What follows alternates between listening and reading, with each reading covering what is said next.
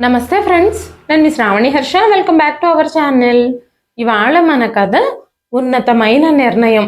కథని చివరి వరకు వినండి. నచ్చితే కనుక ఖచ్చితంగా తప్పకుండా ఒక్క లైక్ చేయండి. ఈ కథ పైన మీ విలువైన స్పందనని కామెంట్ రూపంలో మాకు తెలియజేయండి. కొత్తవారు ఎవరైనా చూస్తున్నట్లయితే మన ఛానల్ని సబ్స్క్రైబ్ చేసుకోండి.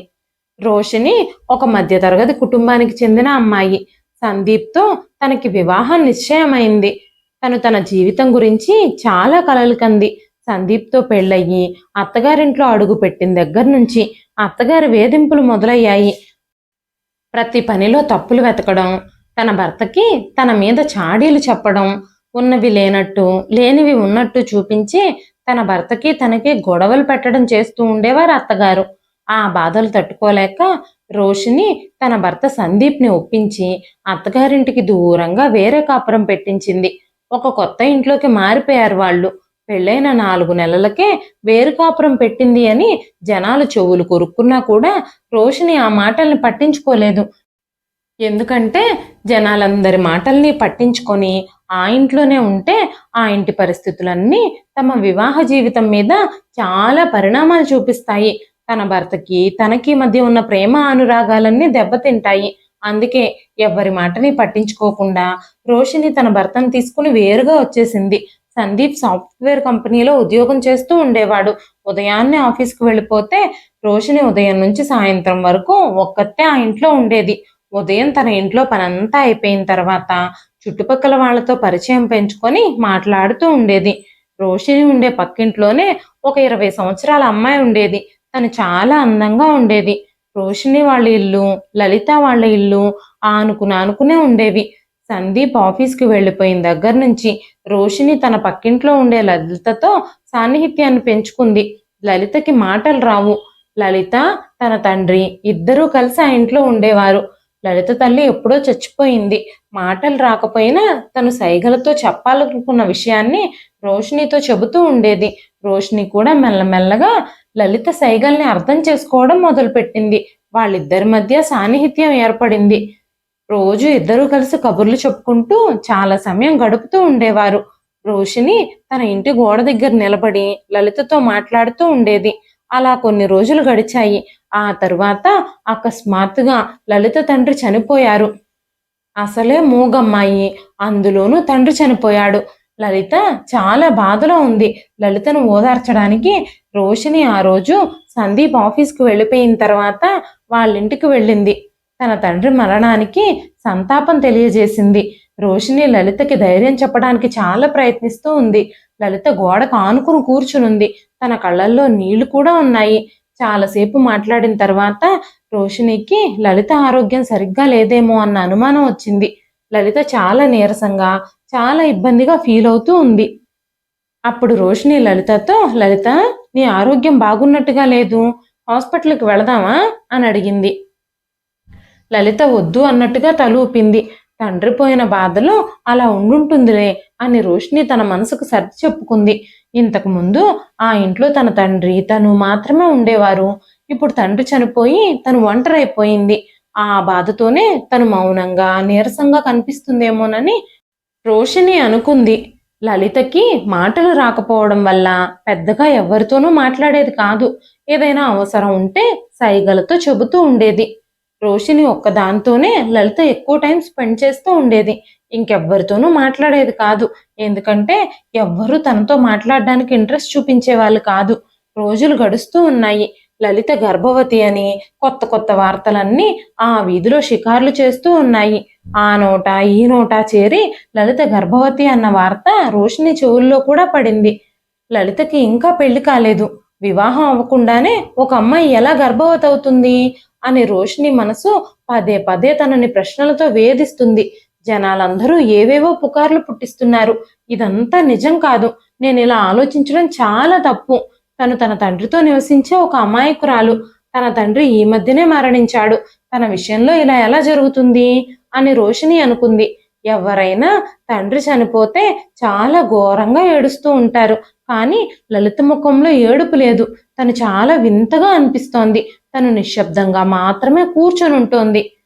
ఇది కూడా రోషిని వేధించే మరో పెద్ద ప్రశ్నగా మారిపోయింది. చాలా రోజుల క్రితం రోషిని వాళ్ళు ఆ ఇంట్లోకి వచ్చినప్పుడు తనకి ఎవ్వరితోనూ ఆ చుట్టుపక్కల అంతగా పరిచయం లేదు.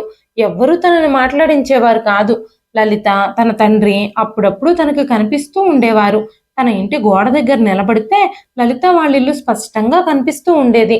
అందుకే రోషిని లలితతో స్నేహం పెంచుకుంది. లలిత అమాయకంగా, మౌనంగా ఉండడం చూసి రోషిని లలితని చాలా ఇష్టపడేది. ప్రారంభంలో లలిత ఏమీ మాట్లాడేది కాదు. కానీ మెల్లమెల్లగా లలిత కూడా రోషినిని ఇష్టపడడం మొదలుపెట్టింది. అంతలోనే తండ్రి చనిపోవడం, తను గర్భవతి అని పుకార్లు రావడం, రోషినికి ఏం నమ్మాలో, ఏం నమ్మకూడదో, ఏది నిజమో, ఏది అబద్ధమో కూడా అర్థం అవ్వడం లేదు. తను ఎలాగైనా సరే రోషినితో మాట్లాడాలని తను నిర్ణయించుకుంది. 2-3 రోజులు తనతో మాట్లాడడానికి ప్రయత్నించింది. కానీ రోషిని ఎంత అడిగినా కూడా లలిత అసలు ఏ ప్రశ్నకి సమాధానం చెప్పలేదు. రోషిని కూడా ఇబ్బందిగా ఫీల్ అవ్వడం మొదలుపెట్టింది. రోషిని లలిత గురించి ఆలోచించడం మొదలుపెట్టింది. ఈ అమ్మాయికి స్నేహితులు ఎవ్వరూ లేరు. చుట్టుపక్కల ఎవ్వరితోనూ అంత సాన్నిహిత్యం లేదు. నాతోనే చెప్పుకోకపోతే తను తన బాధని ఇంకెవరితో చెప్పుకుంటుంది?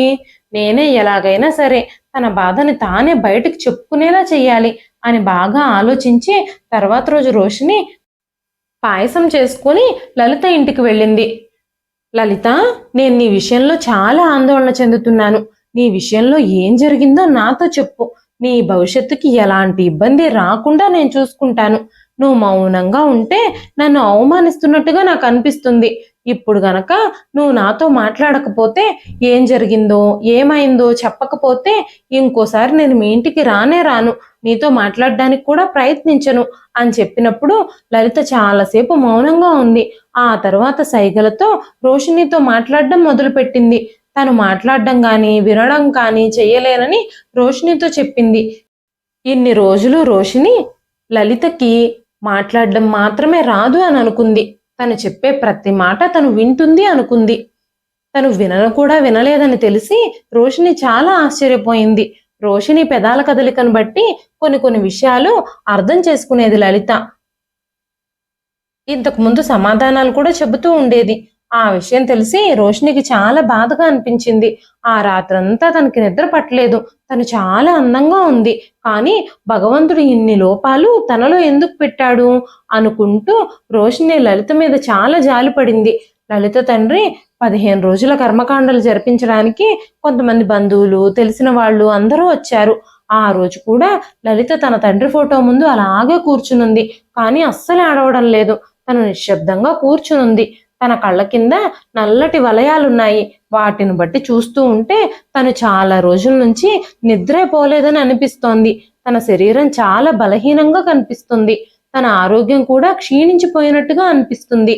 తనని ఎలాగైనా డాక్టర్ దగ్గరికి తీసుకెళ్లాలని రోషిని ఆలోచిస్తూ ఉంది. ఖచ్చితంగా ఈ ప్రాంతంలోని మహిళలందరూ మాట్లాడుకుంటున్నట్టుగా తన జీవితంలో ఏమైనా జరిగిందా? అందరూ అనుకునే మాటలు, అందరూ ఆలోపించే నిజాలు నిజమేనా? అవన్నీ నిజాలా అబద్ధాలా? ఏమీ తెలియడం లేదు రోషినికి. లలిత తండ్రి కర్మకాండలు పూర్తయ్యేసరికి, పూజా కార్యక్రమం పూర్తయ్యేసరికి మధ్యాహ్నం 2 గంటలు అయ్యింది.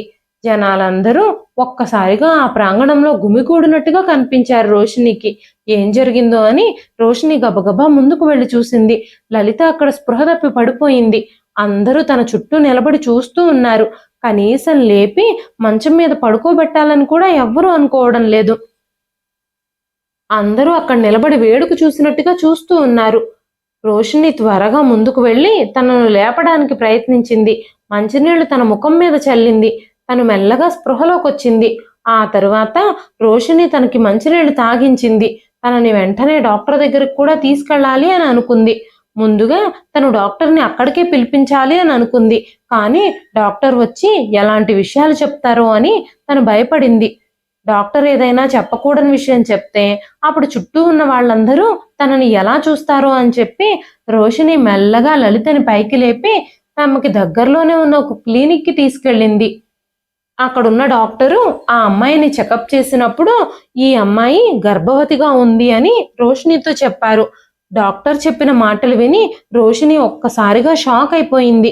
ఇన్ని రోజులు చుట్టుపక్కల జనాలందరూ మాట్లాడుకుంటున్న విషయాలన్నీ పుకార్లు కాదు, నిజాలు అని నిర్ధారణ అయిపోయింది. తనకి ఇప్పటి వరకు పెళ్లి కాలేదు, తన విషయంలో ఎలా ఎలా జరుగుతుంది అని ఆలోచించడం మొదలుపెట్టింది రోషిని. డాక్టర్కి ఫీజు కట్టేసి డాక్టర్ లలిత చాలా నీరసంగా ఉందని తనకి కొన్ని మందులు కూడా రాసిచ్చారు.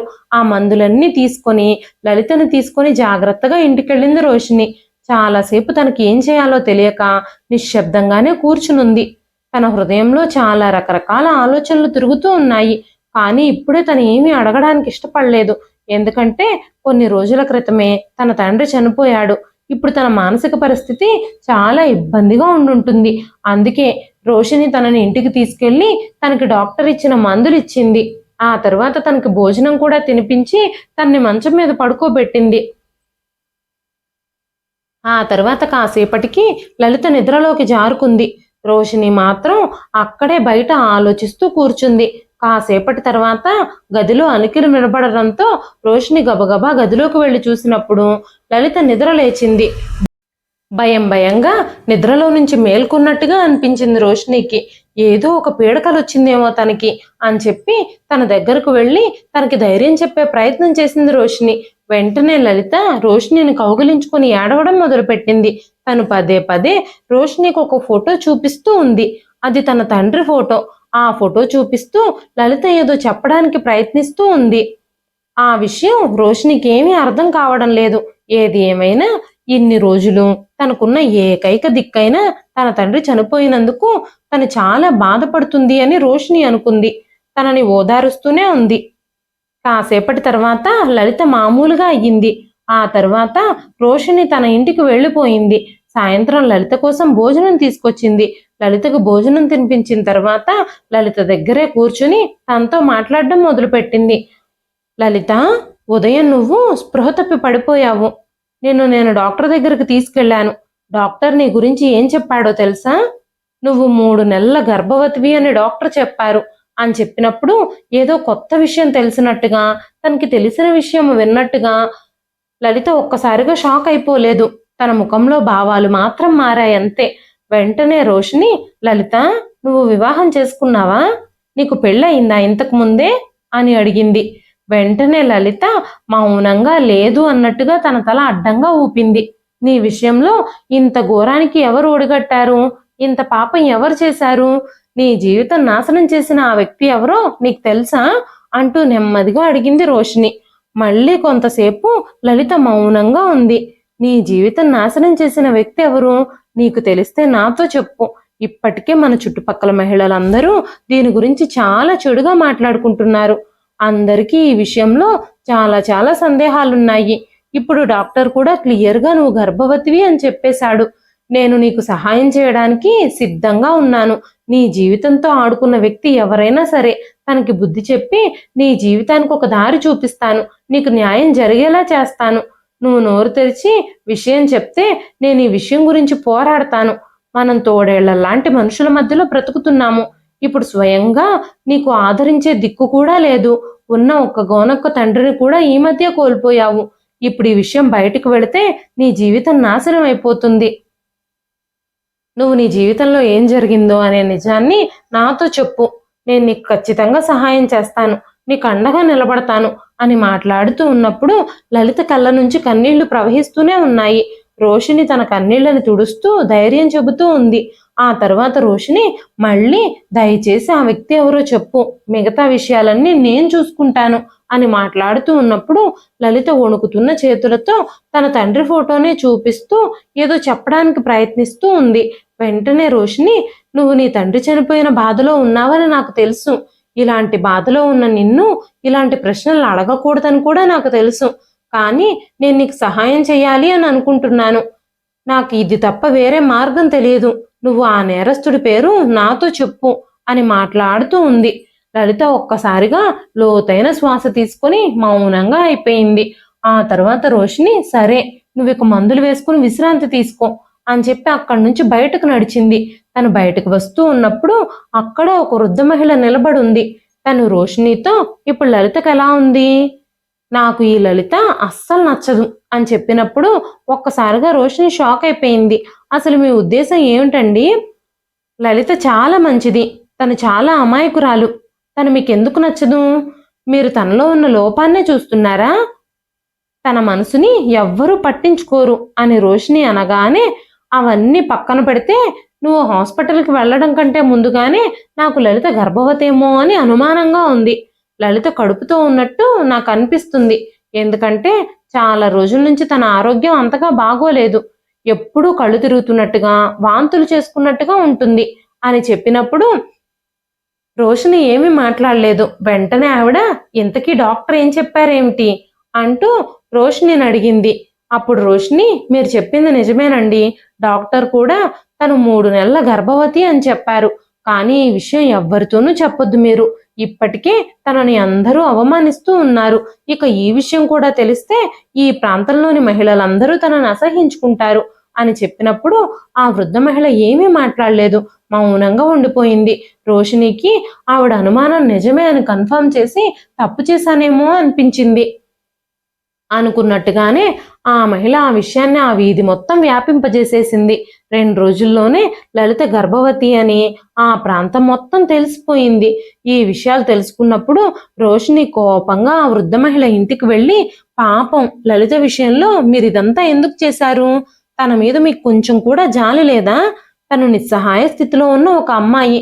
తనకి సపోర్ట్ ఇవ్వడానికి బదులుగా ఈ వీధిలో తన పరువంతా తీసేశారు మీరు. ఈ రహస్యాన్ని మీరు మీలో దాచుకోలేకపోయారా? ఈ విషయం నేను మీతో చెప్పినందుకు నాకే సిగ్గుగా అనిపిస్తుంది అనగానే ఆవిడ సిగ్గుపడడానికి బదులుగా నువ్వు చెప్పకపోయినా సరే ఈ విషయం అందరికీ తెలుసు. ఇంకో నెల పోతే తన కడుపే అందరికీ కనిపిస్తుంది అంటూ మాట్లాడడం మొదలుపెట్టింది. ఆ అమ్మాయి అమాయకురాలని నువ్వనుకుంటే సరిపోదు. వాళ్ళ నాన్న ఉదయం అనగా బయటికెళ్తాడు, రాత్రెప్పుడో ఇంటికొస్తాడు. అప్పటి వరకు ఈవిడ గారు ఎవరితో కులుకుతుందో. ఇప్పుడు చూడు 3 నెలల కడుపు తెచ్చుకుంది. అమాయకురాలు అమాయకురాలు అనుకుంటే ఎంత ఘనకార్యం చేసిందో. ఇలాంటి వాళ్ళని మన మధ్యలో ఉంచుకుంటే అస్సలు మంచిది కాదు. మన పిల్లలు కూడా చెడిపోతారు. మన పిల్లల మీద కూడా ఇలాంటి వాళ్ళ ప్రభావం పడుతుంది. నేను నా ఇంట్లో ఉండనివ్వను. తను ఇదే ప్రాంతంలో నివసించాల్సి వస్తే తను మరింకెక్కడికైనా వెళ్ళిపోవాలని నేను చెప్తాను అనగానే రోషిని లలితకి తనకంటూ ఉన్న తండ్రి చనిపోయాడు. తను ఎవరో ఎక్కడి నుంచి వచ్చిందో ఈ వార్తలేవి ఎవ్వరికీ తెలియదు. ఇప్పుడు తన గర్భవతి అని తెలిసిన వెంటనే మీరు ఇలా ఆలోచించడం చాలా తప్పండి అని చెప్పింది రోషిని. కానీ తన వయసు ముందు, అనుభవం ముందు, తనకు ఆ వీధిలో ఉన్న పలుకుబడి ముందు రోషిని ఏమీ మాట్లాడలేకపోయింది. లలితకు ఎలాగైనా న్యాయం చేయాలని రోషిని ఆలోచిస్తూ ఉంది. ఆ తర్వాత రోజు ఉదయం లలిత ఇంటి దగ్గర నుంచి శబ్దాలు వినిపించడంతో రోషిని గబగబా అక్కడికి వెళ్ళింది. స్థానికులందరూ ఆ ఇంటిని చుట్టుముట్టి లలితని అవమానిస్తూ మాట్లాడుతూ ఉన్నారు. నువ్వు వెంటనే ఈ ఇల్లు విడిచిపెట్టి వెళ్ళిపో. నీలాంటి అపవిత్రమైన ఆడవాళ్ళని మా ప్రాంతంలో ఉండనివ్వం. నువ్వెక్కడి నుంచి వచ్చావో మాకు తెలియదు, ఎక్కడికి పోతావో కూడా మాకు అనవసరం అంటూ జనాలందరూ చాలా కఠినంగా మాట్లాడుతున్నారు. అందరినీ నిశ్శబ్దం చేయడానికి, ఆపడానికి రోషిని చాలా తీవ్రంగా ప్రయత్నించింది.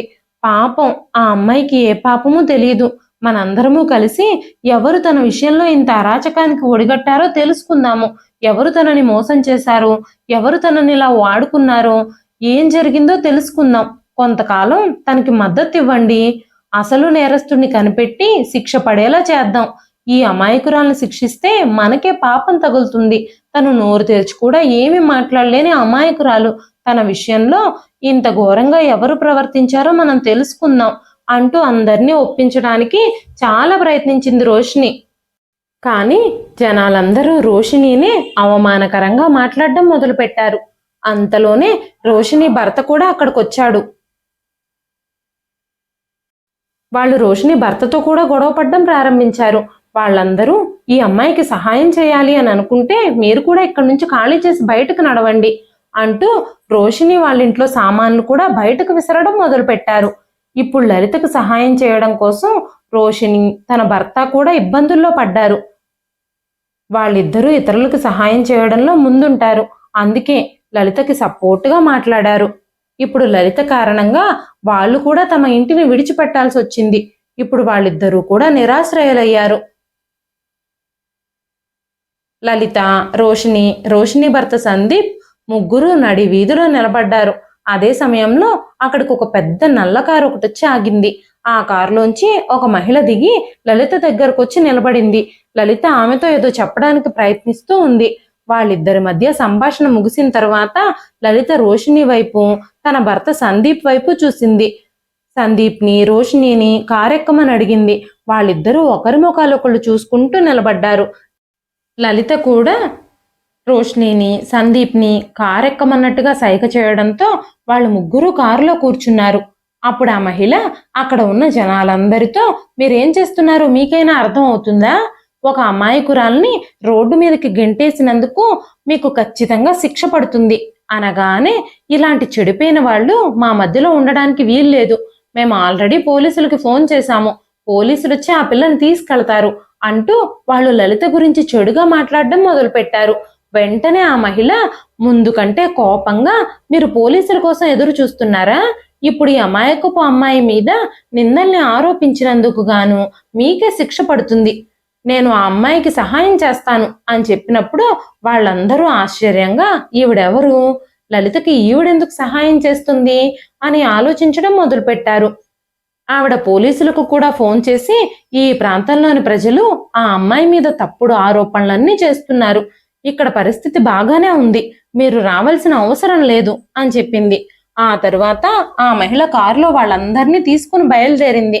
ఆ మహిళ ఎవరు, వాళ్ళని ఎక్కడికి తీసుకెళ్తుందో రోషినికి గాని సందీప్కి గాని తెలియదు. లలిత బంధువేమో అని రోషిని అనుకుంది. కారులో ప్రశాంతంగా కూర్చుని వాళ్ళు బయలుదేరారు. చాలాసేపటి తరువాత కారు ఒక పెద్ద ఇంటి ముందు ఆపబడింది. ఆ ఇల్లు చాలా పెద్దది, చాలా అందంగా ఉంది. జీవితంలో మొదటిసారిగా అంత పెద్ద బంగ్లాని దగ్గరగా చూసింది రోషిని. ఆ మహిళ టీ తీసుకురమ్మని వాళ్ళ ఇంట్లో ఉన్న పని మనిషితో చెప్పింది.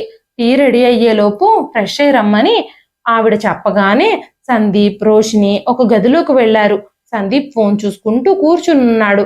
రోషిని లలిత దగ్గరకొచ్చి, మీ బంధువులు చాలా ధనవంతుల్లా ఉన్నారు అని చెప్పగానే లలిత తల అడ్డంగా ఊపింది. ఆ తర్వాత మళ్ళీ రోషిని, ఆవిడ నీకు చాలా దగ్గర బంధువులా ఉందే అనగానే మళ్ళీ లలిత తన తలని మళ్ళీ అడ్డంగానే ఊపింది.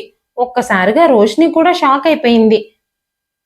లలిత సైగలకి అర్థం ఆవిడ తన బంధువు కాదు అని. మరి ఆ మహిళ ఎందుకు మనల్ని తనతో పాటు తీసుకొచ్చింది? నువ్వు తనతో ఎందుకు వచ్చావు? మమ్మల్ని కూడా తనతో పాటు ఎందుకు కారెక్కమన్నావు అని అడిగినప్పుడు లలిత ఈ విషయం గురించి ఏమీ చెప్పలేదు. ఇప్పుడు ఆల్రెడీ నీ వల్ల మేము ఒక సమస్యలో పడ్డాము. నువ్వు మళ్ళీ మమ్మల్ని ఇంకో సమస్యలో ఇరికించాలని చూస్తున్నావా? ఆవిడ నీకు తెలియనప్పుడు అసలు ఆవిడతో నువ్వెందుకు వచ్చావు? నీ మాటల్ని విని నేను కూడా నీ వెనకాలొచ్చాను చూడు. నేనెంత పిచ్చిదాన్నో. ఇప్పుడు నా భర్తకి నేనేం సమాధానం చెప్పాలి అని అనుకుంది రోషిని. ఈ విషయం గురించి సందీప్కి ఏమీ తెలీదు. తనతో మెల్లగా ఈ విషయం గురించి మాట్లాడాలి అని అనుకుంది తను. అక్కడి నుంచి ఎలాగైనా వెళ్ళిపోవాలి అని అనుకుంది.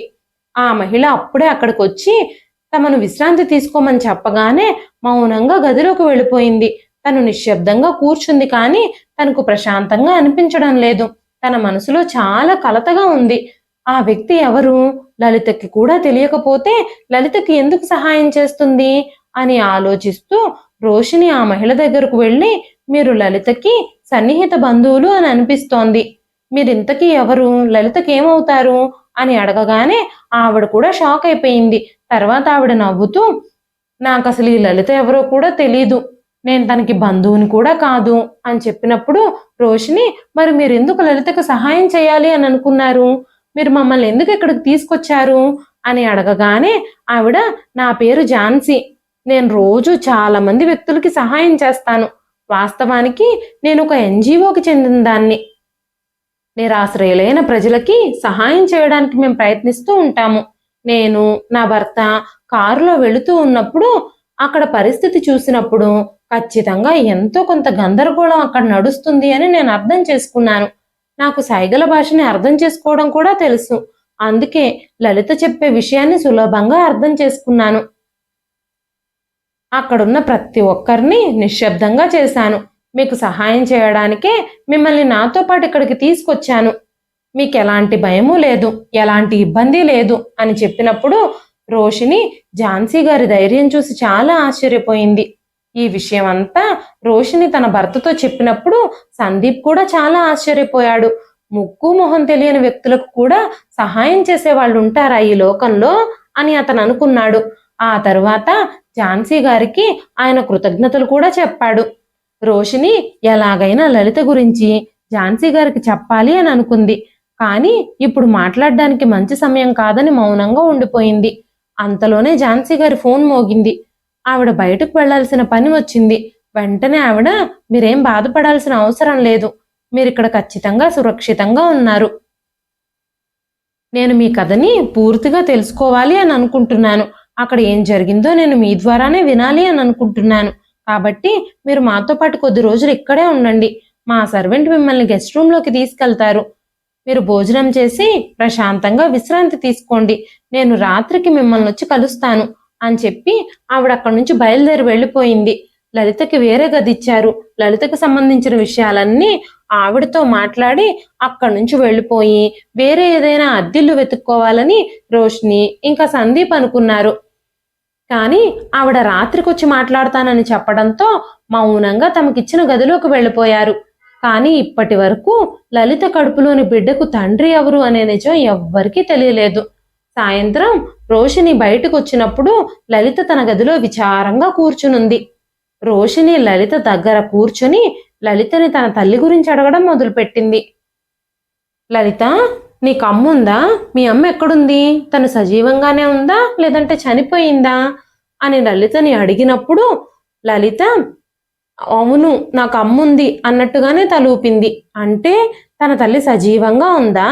కానీ తను నీతో ఇప్పుడు ఎందుకు లేదు? మీ నాన్నగారు చనిపోయినప్పుడు కూడా ఆవిడ మీ ఇంటికి ఎందుకు రాలేదు అని రోషిని అడిగినప్పుడు ఆ ప్రశ్నకి లలిత ఏ సమాధానము చెప్పకుండా మౌనంగా ఉండిపోయింది. తను మళ్ళీ మళ్ళీ ఆ ప్రశ్న అడుగుతూనే ఉంది. కానీ అప్పుడు కూడా లలిత మౌనంగానే ఉంది. రోషిని మాత్రం తనతో మాట్లాడుతూనే ఉంది. లలిత ఏ సమాధానము చెప్పడం లేదు. ఎక్కడో ఆలోచిస్తూ పరధ్యానంగా ఉంది. కాసేపటి తర్వాత ఝాన్సీ గారు కూడా అక్కడికి వచ్చారు. అప్పుడే రోషిని ఝాన్సీ గారితో లలిత గర్భవతి అన్న విషయం గురించి చెప్పింది. ఆ విషయం కూడా ఝాన్సీ గారికి ఉదయమే తెలుసు. ఎందుకంటే అక్కడ రోడ్ల మీద ప్రజలందరూ ఆ విషయం గురించి మాట్లాడుకుంటున్నారు. దాని గురించే ఆలోచించడం మొదలుపెట్టింది ఆవిడ. ప్రతి ఒక్కరూ ఈ విషయం మీదే లలితదే తప్పు అని ఆరోపించారు. వాళ్ళ నా ఇంటి నుంచి బయటకు పంపించారు. వీలైనంత త్వరగా నేరస్తుడు ఎవరో కనిపెట్టాలని ఆవిడ కూడా అనుకుంది. వెంటనే రోషిని, తన తండ్రి ఈ మధ్య చనిపోయాడు, తనకి నా అనుకున్న వాళ్ళెవ్వరూ లేరు, తన గర్భానికి కారణం ఎవరో తెలుసుకొని ఆ వ్యక్తికి శిక్ష పడేలా చేయాలని నేను ప్రయత్నిస్తున్నాను. తన సైగలు కొన్ని నాకు అర్థం కావడం లేదు. తనతో ఎలా మాట్లాడాలో, తన నుంచి విషయం ఎలా రాబట్టాలో అనే విషయం కూడా నాకు అర్థం కావడం లేదు. ఆ విషయం గురించి అడిగి తనని ఇబ్బంది పెట్టాలని కూడా నేను అనుకోవడం లేదు. ఎప్పుడైనా ఈ విషయం గురించి అడిగినప్పుడు తను ఏడుపు ప్రారంభిస్తోంది. అందుకే తనను ఒత్తిడి చేయకూడదని నేను నిర్ణయించుకున్నాను.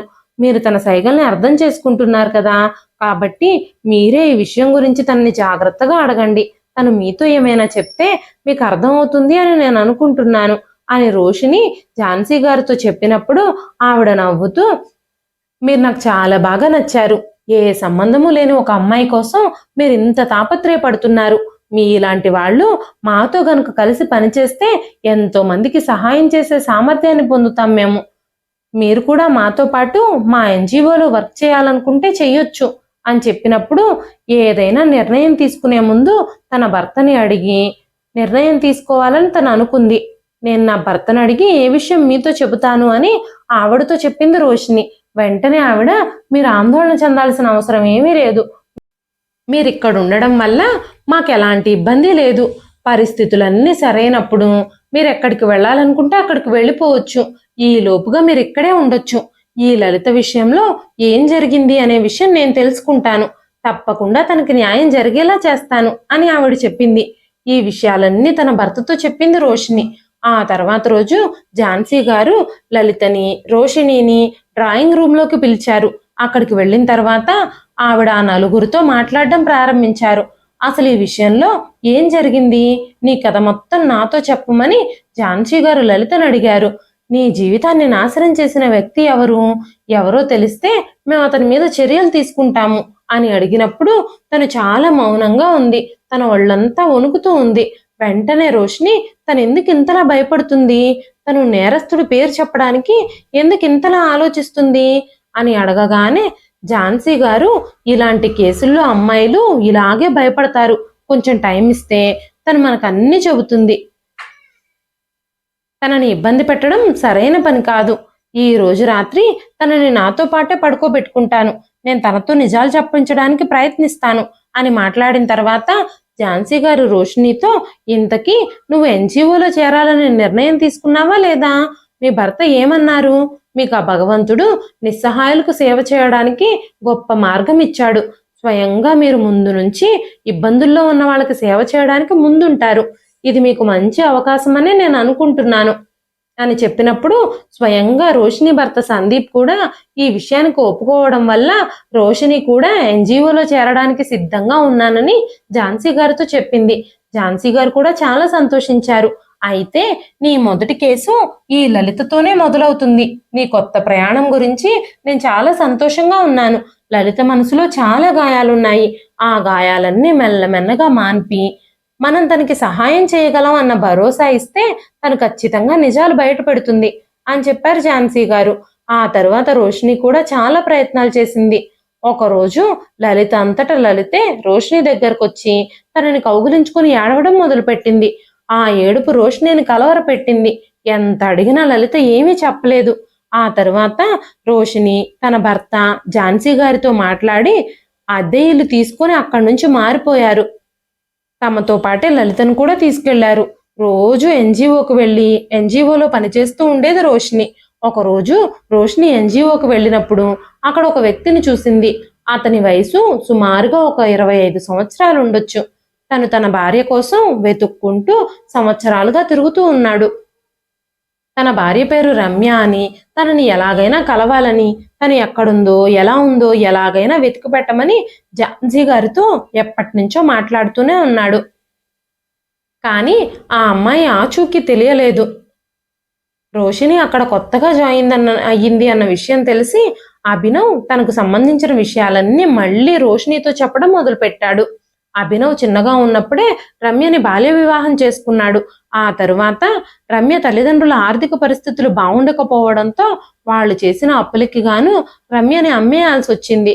రమ్యకి 18 సంవత్సరాల వయసు వచ్చినప్పుడు తనని తన ఇంటికి తీసుకొచ్చుకోవడం కోసం అభినవ్ వెళ్ళినప్పుడు రమ్య అక్కడ లేదు. రమ్య తల్లి మాత్రమే ఉంది. రమ్య తండ్రి అప్పటికే చనిపోయాడు. ఈ విషయాలన్నీ అభినవ్ రోషినితో మాట్లాడాడు. ఎన్ని ప్రయత్నాలు చేసినా కూడా నేను నా భార్యని ఇన్నేళ్లుగా కలవలేకపోయాను. నా తల్లిదండ్రులు నన్ను వేరే అమ్మాయిని వివాహం చేసుకోమని బలవంతం చేస్తున్నారు. కానీ నేను చిన్నప్పటి నుంచి తనని మనస్ఫూర్తిగా ప్రేమిస్తూ ఉన్నాను. ఎన్జిఓ ద్వారా ఇలాంటి కేసులు చాలా సాల్వ్ చేసి చాలా మందికి సహాయం చేశారని నేను విన్నాను. అందుకే ఈ విషయంలో మీరు నాకు సహాయం చేయగలరన్న నమ్మకంతోనే నేను మిమ్మల్ని ఆశ్రయించాను అని చెప్పాడు అభినవ్. ఆ తర్వాత రోజు రోషిని ఈ విషయం గురించి ఝాన్సీ గారితో కూడా మాట్లాడింది. ఆ అమ్మాయిని ఎవరు కొన్నారు, ఎవరు తమతో పాటు తీసుకెళ్లారు అన్న విషయానికి సంబంధించిన ఇన్ఫర్మేషన్ ఏది వాళ్ళ దగ్గర లేదు. అభినవ్ భార్య రమ్యను పట్టుకోవడం అసంభవం అని వాళ్ళు అనుకున్నారు.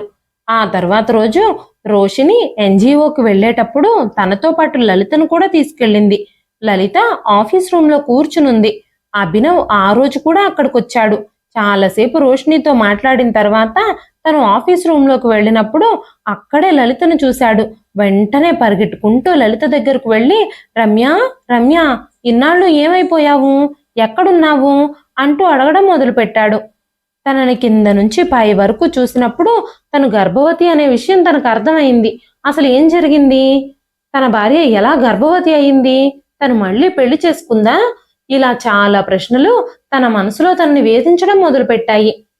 వెంటనే రోషిని అభినవ్ దగ్గరకు వచ్చి, అభినవ్, తిను రమ్య కాదు, తన పేరు లలిత, తను ఏమీ మాట్లాడలేదు, తను ఒక మూగమ్మాయి అని చెప్పినప్పుడు అభినవ్ ఆశ్చర్యపోయాడు.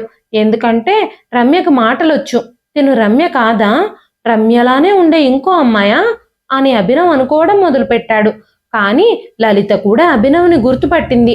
రమ్య తీవ్రంగా ఏడవడం మొదలుపెట్టింది. అక్కడ అభినవ్ని చూసినప్పుడు రమ్యకి చాలా ధైర్యం వచ్చింది. తను తన సైగలతో తనకు జరిగిన విషయం అంతా చెప్పడం మొదలుపెట్టింది. రమ్య తల్లిదండ్రులిద్దరూ అప్పుల పాలైపోయారు. రమ్య తండ్రి అర్ధాంతరంగా చనిపోయాడు. ఆయన చనిపోయిన తర్వాత అప్పుల వాళ్ళందరూ ఇంటి మీదకి వచ్చారు. రమ్య తల్లి అప్పులు కట్టలేని పరిస్థితుల్లో ఉంది. అప్పుడే రమ్యని ఒక వ్యక్తి తీసుకెళ్లిపోయాడు డబ్బులిచ్చి. ఆ వ్యక్తి రమ్యను తనతో పాటు తీసుకొచ్చుకొని తన కూతురు అని చెప్పి తనతో పాటే ఉంచుకున్నాడు. తన పేరును కూడా లలితగా మార్చేశాడు. ప్రజలందరి ముందు తన తండ్రిలా నటిస్తూ రోజు తనపై అత్యాచారం చేసేవాడు. తనపై జరుగుతున్న దాడిని తట్టుకోలేక రమ్య ఆ షాక్లో మాట్లాడే శక్తిని కూడా కోల్పోయింది. ఆ తర్వాత కొన్ని రోజులకి ఆ వ్యక్తి చనిపోయాడు. అంతేకాకుండా రమ్య కూడా గర్భవతి అయింది. ఆ తర్వాత జరిగిన విషయాలన్నీ రోషినికి, ఝాన్సీ గారికి తెలుసు. ఈ విషయాలన్నీ తెలుసుకున్నప్పుడు అభినవ్ చాలా బాధపడ్డాడు. రమ్యని కౌగిలించుకుని చాలాసేపు తన విషయంలో జరిగిన దానికి అభినవ్ చాలా ఏడ్చాడు. ఏది ఏమైనప్పటికీ రమ్య ఒక అన్యాయానికి గురైంది. ఎన్నో ఏళ్ల క్రితమే రమ్యకి తనకి పెళ్ళయింది. ఆ పెళ్లిని ఇప్పటికీ యాక్సెప్ట్ చేస్తున్నాడు అభినవ్. జరిగిన విషయంలో రమ్య తప్పేమీ లేదు. కాబట్టి రమ్య కడుపులో ఉన్న బిడ్డని యాక్సెప్ట్ చేసి రమ్య కడుపులోని బిడ్డకి తండ్రి స్థానంలో నిలబడ్డాడు అభినవ్. ఎన్నో ఏళ్లుగా తను వెతుకుతున్న తన భార్య తనకి దొరకడంతో తనకి చాలా సంతోషంగా అనిపించింది. తన జీవితంలో ఏం జరిగినా తనకి పట్టింపు లేదని, రమ్య తన భార్య అని అందరి ముందు గర్వంగా చెప్పాడు అభినవ్. తన భార్యని తనతో పాటు తీసుకెళ్లాడు. తన ఇంటి పేరుని రమ్య కడుపులో ఉన్న బిడ్డకు కూడా ఇచ్చాడు. తన మనసులో పడిన ప్రతి గాయానికి అభినవ్ మందుగా మారాడు. తనతో కొత్త జీవితాన్ని ప్రారంభించాడు. ఇలాంటి విషయాలు మన సమాజంలో చాలానే జరుగుతూ ఉన్నాయి. రమ్య లాంటి ఆడపిల్లల్ని సంతల్లో పశువుల్లాగా కొనుక్కొని తండ్రి అన్న పేరుతో కూడా వాడుకునే కామాంధులు చాలా మందే ఉన్నారు. అలాంటి కేసుల్ని ఎన్జిఓలో చేరిన తర్వాత చాలానే చూస్తూ ఉంది రోషిని. కానీ అభినవ్ లాంటి అభ్యుదయ వ్యక్తిత్వం ఉన్న మనుషులు చాలా అరుదుగా ఉంటారు. అభినవ్ తన జీవితంలో చాలా ఉన్నతమైన నిర్ణయాన్ని తీసుకున్నాడు. రోషిని దృష్టిలో చాలా ఎత్తులో నిలబడి కనిపిస్తూ ఉన్నాడు. ఇదండి ఈ రోజు కథ. ఈ కథ మీకు ఎలా అనిపించింది? కథ నచ్చితే ఒక్క లైక్ చేయండి. ఈ కథ పైన మీ విలువైన స్పందనని కామెంట్ రూపంలో మాకు తెలియజేయండి. మరెన్నో ఇలాంటి ఇంట్రెస్టింగ్ కథల కోసం మన ఛానల్ని సబ్స్క్రైబ్ చేసుకోండి. మరొక మంచి కథతో రేపు మళ్ళీ కలుస్తానండి. అంతవరకు సెలవు.